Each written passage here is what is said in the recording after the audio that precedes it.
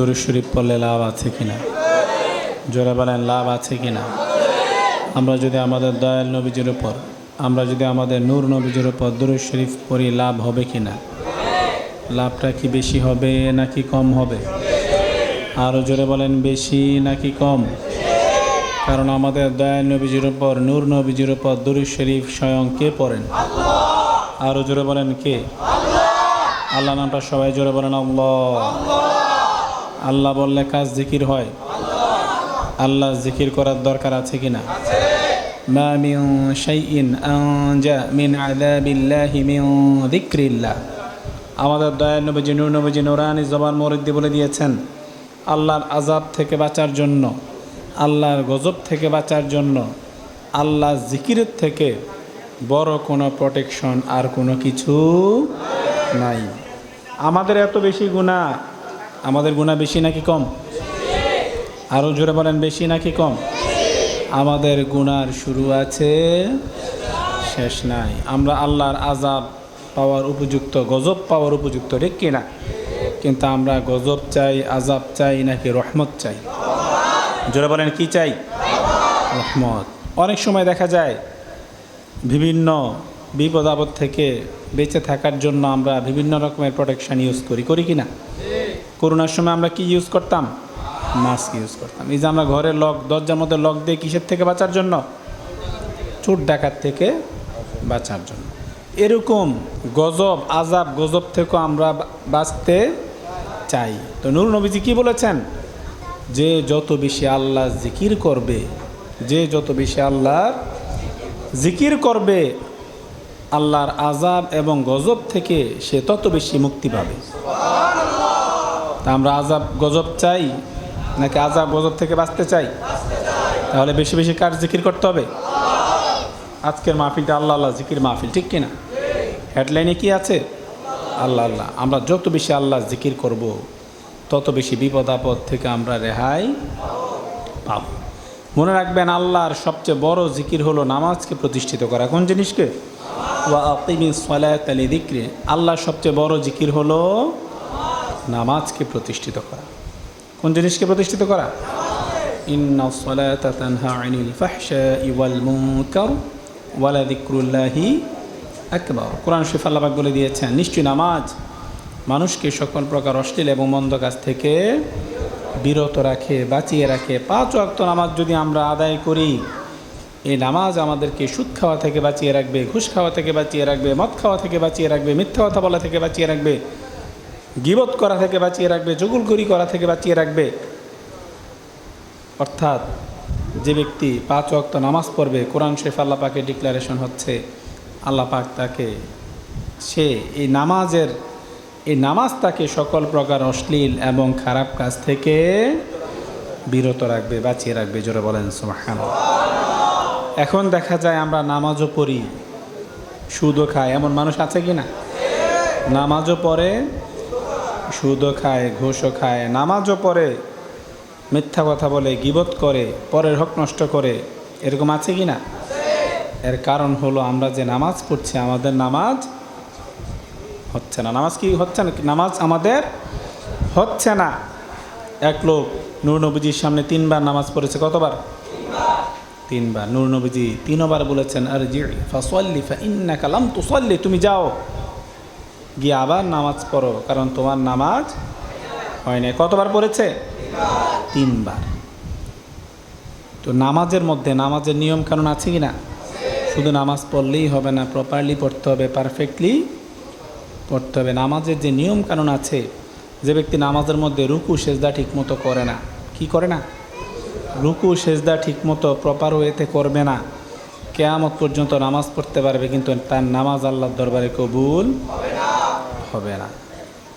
রুকু করার পর সেজদাতে যাওয়ার আগে পিঠকে সোজা করে দাঁড়াতে হবে।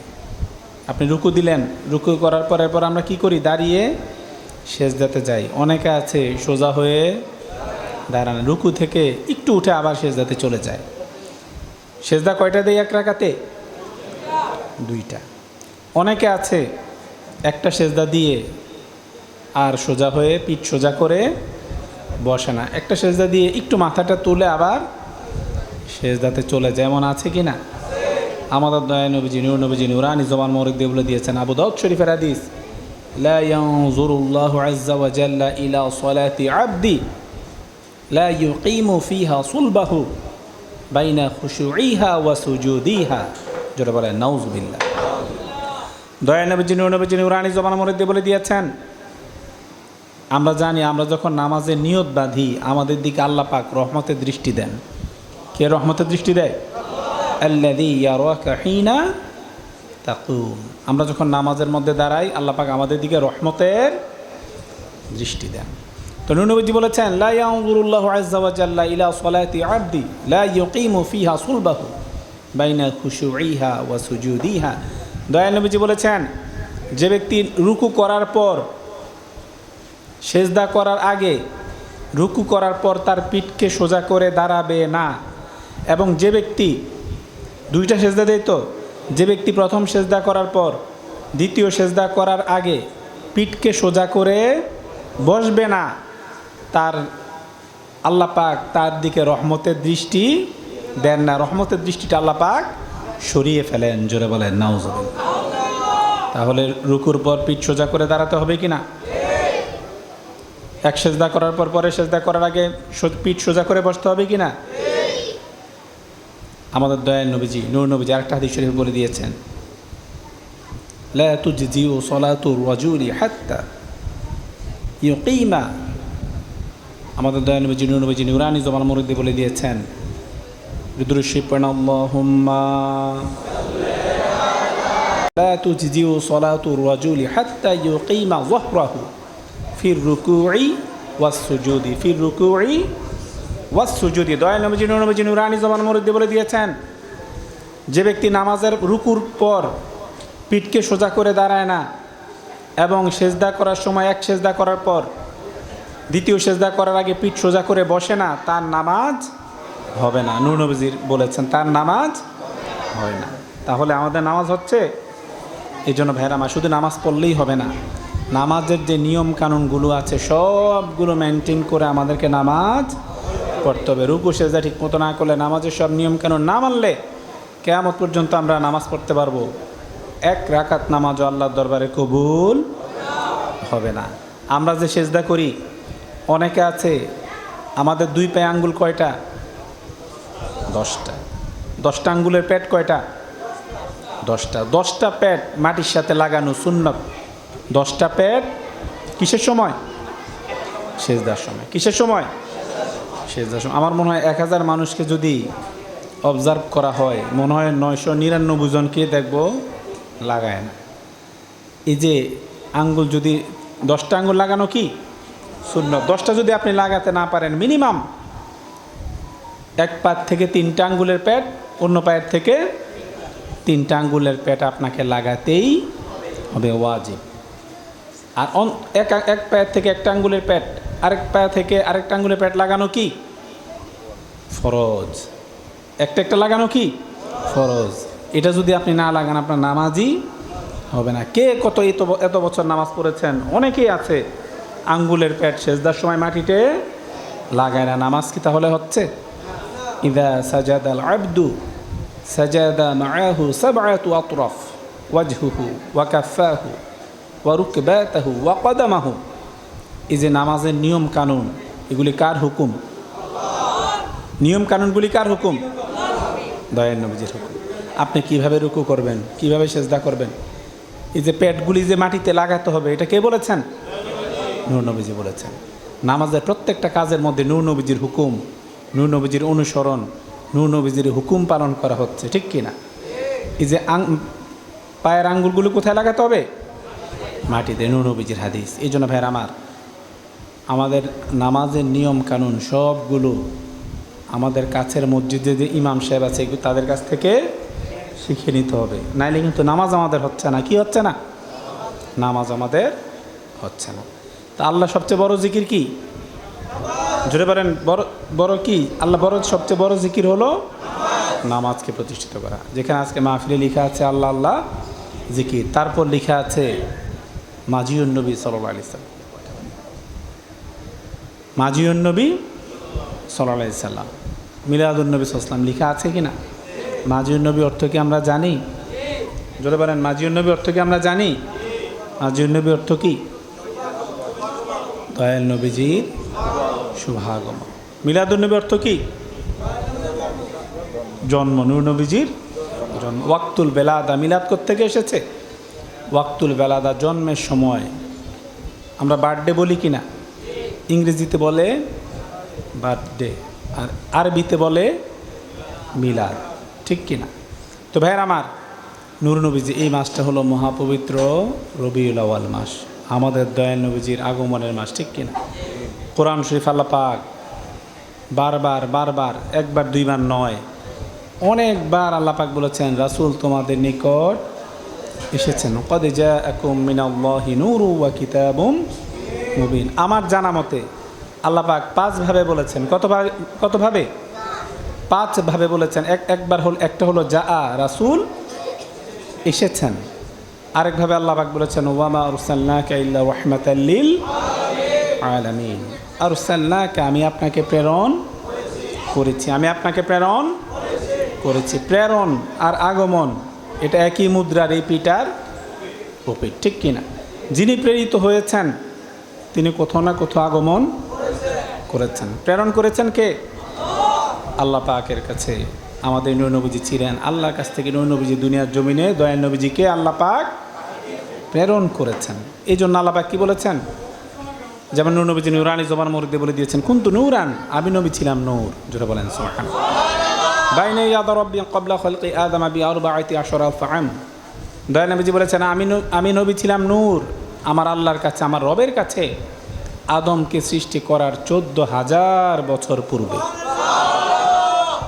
আদম নবীকে সৃষ্টি করার 14,000 বছর পূর্বে আমাদের দয়াল নবীজি নূর নবীজি আল্লাহর কাছে নূর হিসেবে ছিলেন।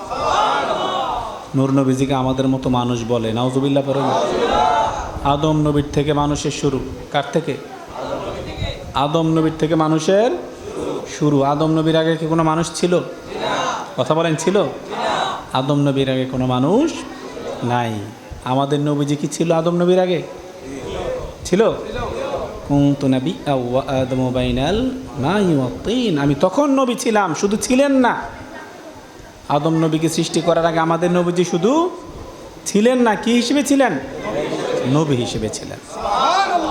কুনতু নাবিয়্যান ওয়া আদামু বাইনাল মাই ওয়াত তিন।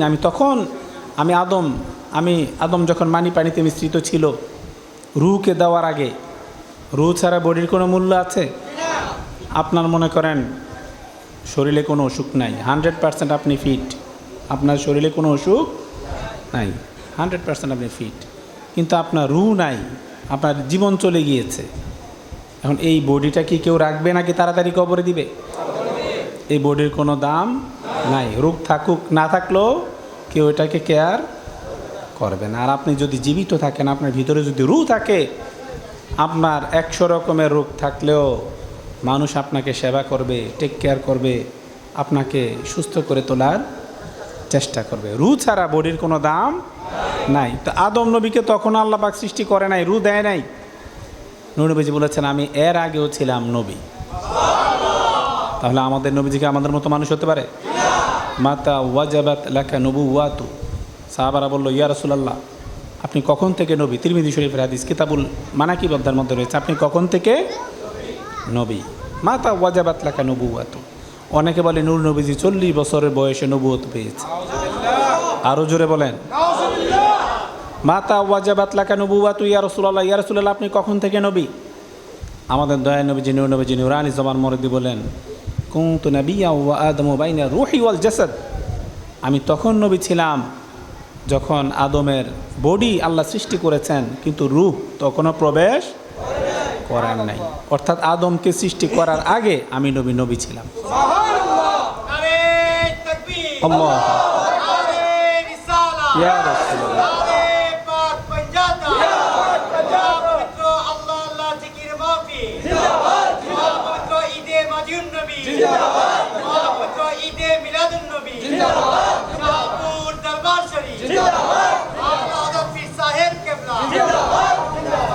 তো ভাইরা আমার, আল্লাহ পাক কি বলেছেন?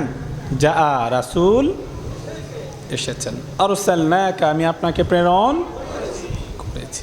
লাকাদ মান্নাল্লাহু আলাল মুমিনিনা ইয বাআসা ফীহিম রাসূলা, জোরে বলেন সুবহানাল্লাহ। আরেকভাবে আল্লাহ পাক বলেছেন, নিশ্চয়ই আমি রাসূলকে তোমাদের নিকট প্রেরণ করেছি। লাকাদ মান্নাল্লাহু আলাল মুমিনিনা, আল্লাহ পাক মুমিনদের উপর দয়া করেছেন। কিসের মাধ্যমে?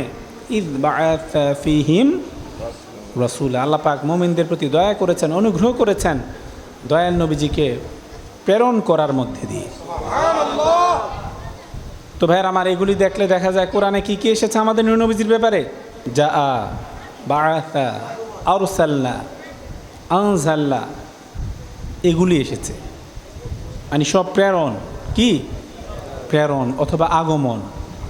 ইয়াসিন ওয়াল কুরআনিল হাকিম ইন্নাকা লামিনাল মুরসালিন, আল্লাহ পাক বলেছেন, হে রাসূল নিশ্চয়ই আপনি প্রেরিতদের। ইন্নাকা, ইন্না একটা তাগিদ, ইন্নাটা কি তাকিদ, নিশ্চয়ই।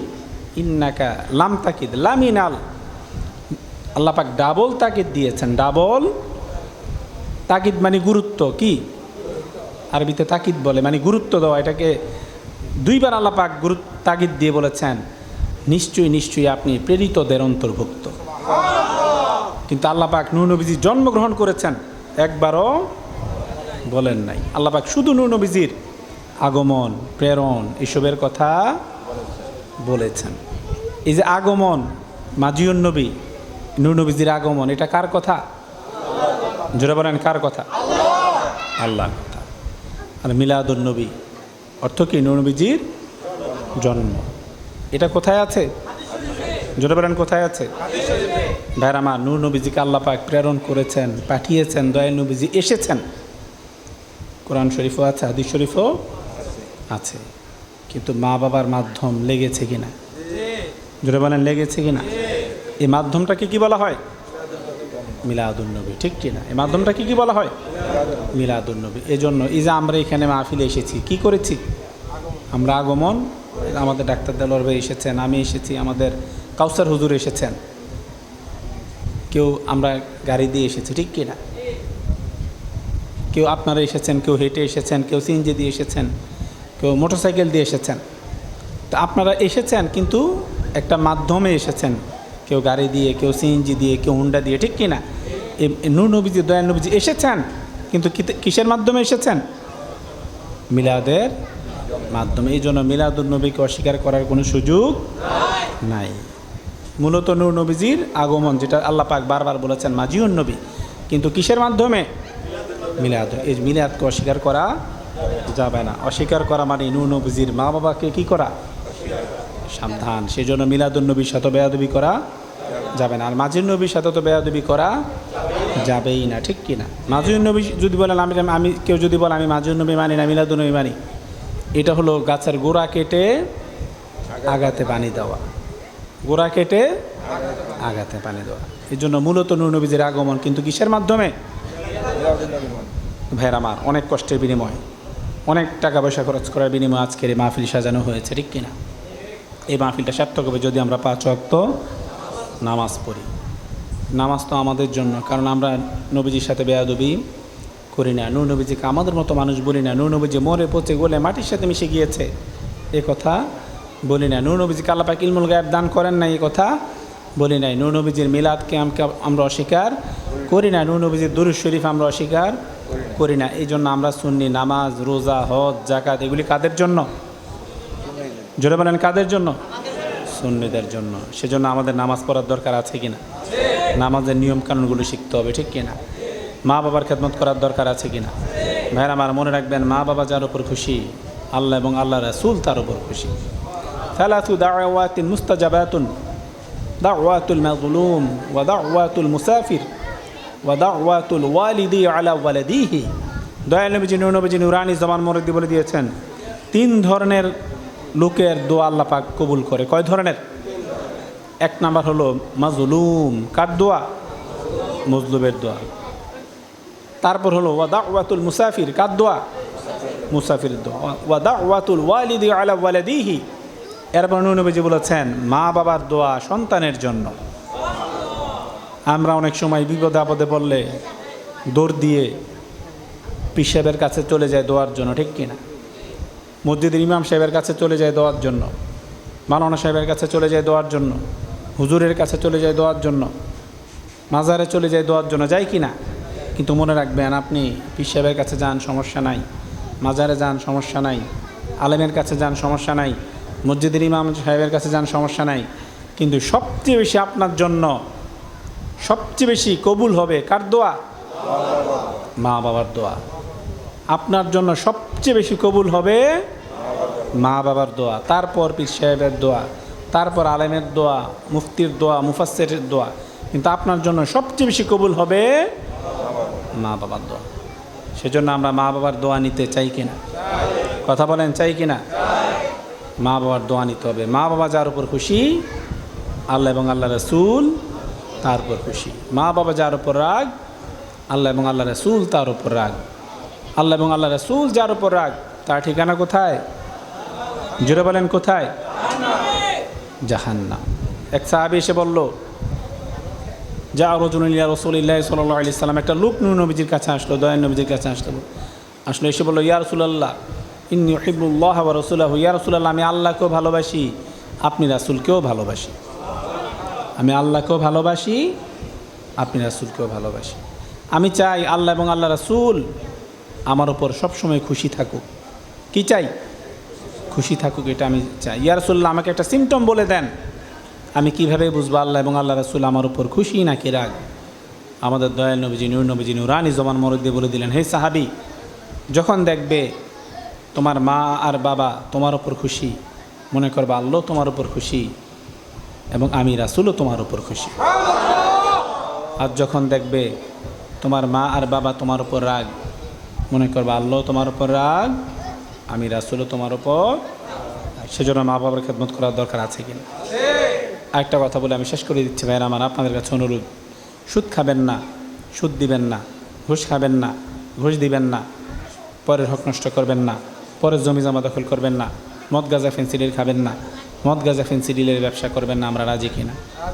সুদ খেলেও গুনাহ, সুদ দিলেও গুনাহ, ঘুষ খেলেও গুনাহ, ঘুষ দিলেও গুনাহ। আর পরের হক যদি আপনি নষ্ট করেন, যার হক আপনি নষ্ট করেছেন সে ব্যক্তি মাফ না দেওয়া পর্যন্ত আল্লাহ আপনাকে মাফ দিবেন। আমাদের গুনাহ শুরু আছে, শেষ নাই।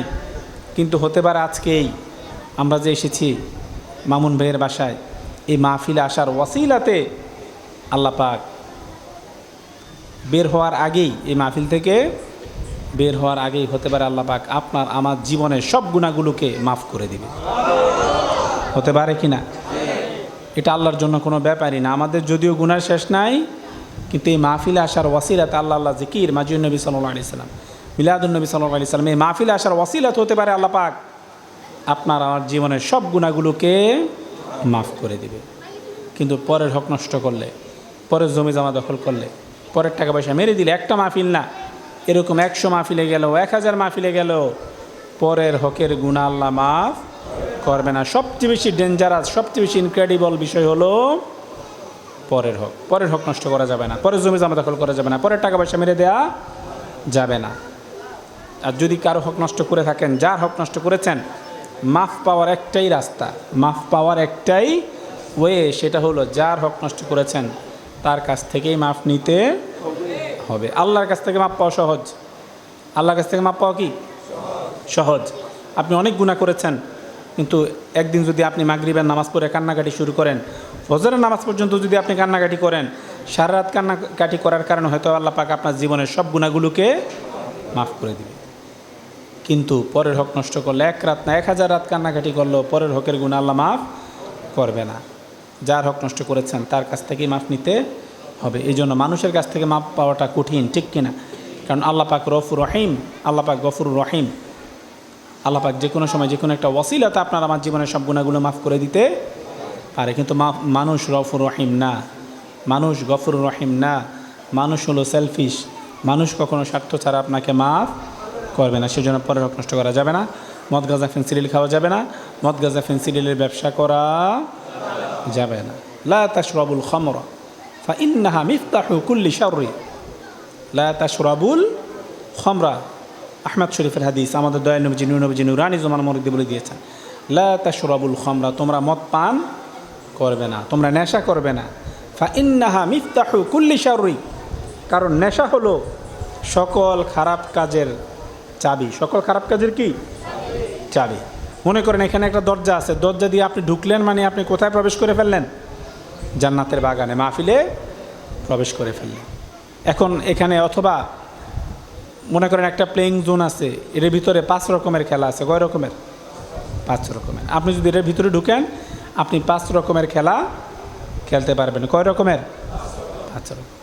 তো এরকম মনে করেন একটা ঘর আছে, এই ঘরটার ভিতরে সব রকমের গুনাহ আছে। কি আছে? সব রকমের গুনাহ আছে। তো দয়াল নবীজি কি বলেছেন? ফাইন্নাহা মিফতাহু কুল্লি শাররি, যে ব্যক্তি মদ পান করছে সে যেন ওই দরজাটা দিয়ে ভিতরে প্রবেশ করে ফেলল। অর্থাৎ মদ পানকারী যে কোনো ধরনের গুনার মধ্যে লিপ্ত হয়ে যেতে পারে, যে কোনো ধরনের গুনার কাজ তার করা তার দ্বারা সম্ভব। তাহলে আমরা নেশা করব? লা ইয়াদখুলুল জান্নাতা মুদমিনুল খমর, লা ইয়াদখুলুল জান্নাতা মুদমিনুল খমর। তিরমিজি শরীফের হাদিস। আমাদের দয়াল নবীজি নুরানি জমান মরিদে বলে দিয়েছেন, নেশা, মদ পানকারী, নেশাকারী যে ব্যক্তি নেশা করবে সে কখনো জান্নাতে যেতে পারবে না। আমরা জান্নাত চাই নাকি জাহান্নাম চাই? তাহলে নেশা যারা করে নেশা ছাড়তে হবে, ঠিক কিনা? কারণ যে নেশা করে সে কখনো জান্নাতে যেতে পারবে না। আল্লাহ যাতে আমাদের সবাইকে 5 ওয়াক্ত নামাজ পড়ার তৌফিক দান করে। আল্লাহ যাতে আমাদের সবাইকে 5 ওয়াক্ত নামাজ পড়ার তৌফিক দান করে। আল্লাহ যাতে আমাদের সবাইকে 5 ওয়াক্ত নামাজ পড়ার তৌফিক দান করে। আল্লাহ যাতে আমাদের সবাইকে মা বাবার খেদমত করার তৌফিক দান করে। আল্লাহ যাতে আমাদের সবাইকে মা বাবার খেদমত করার তৌফিক দান করে। আল্লাহ যাতে আমাদের সবাইকে মা বাবার খেদমত করার তৌফিক দান করে। যেসব ছেলেমেয়েরা মা বাবার কথা শোনে না, মা বাবার সাথে বেয়াদবি করে, মা বাবার সাথে মিসবিহেভ করে, আল্লাহ যাতে তাদের সবাইকে হেদায়েত দান করে। আল্লাহ যাতে আমাদের সবাইকে হালাল রুজি রোজগার করার তৌফিক দান করে। আল্লাহ যাতে আমাদের সবাইকে হালাল রুজি রোজগার করার তৌফিক দান করে। আল্লাহ যাতে আমাদের সবাইকে হালাল রুজি রোজগার করার তৌফিক দান করে। যারা সুদ খায়, যারা সুদ দেয়, যারা ঘুষ খায়, যারা ঘুষ দেয়, যারা পরের হক মেরে মেরে খায়, যারা মদ গাঁজা ফেন্সিডিল খায়, যারা মদ গাঁজা ফেন্সিডিলের ব্যবসা করে, আল্লাহ যাতে তাদের সবাইকে হেদায়েত দান করে। যারা সুদ খায়, যারা সুদ দেয়, যারা ঘুষ খায়, যারা ঘুষ দেয়, যারা পরের হক মেরে মেরে খায়, যারা মদ গাঁজা ফেন্সিডিল খায়, যারা মদ গাঁজা ফেন্সিডিলের ব্যবসা করে, আল্লাহ যাতে তাদের সবাইকে হেদায়েত দান করে। যারা সুদ খায়, যারা সুদ দেয়, যারা ঘুষ খায়, যারা ঘুষ দেয়, যারা পরের হক মেরে মেরে খায়, যারা মদ গাঁজা ফেন্সিডিল খায়, যারা মদ গাঁজা ফেন্সিডিলের ব্যবসা করে, আল্লাহ যাতে তাদের সবাইকে হেদায়েত দান করে। আসসালামু আলাইকুম ওয়া রাহমাতুল্লাহি ওয়া বারাকাতুহু।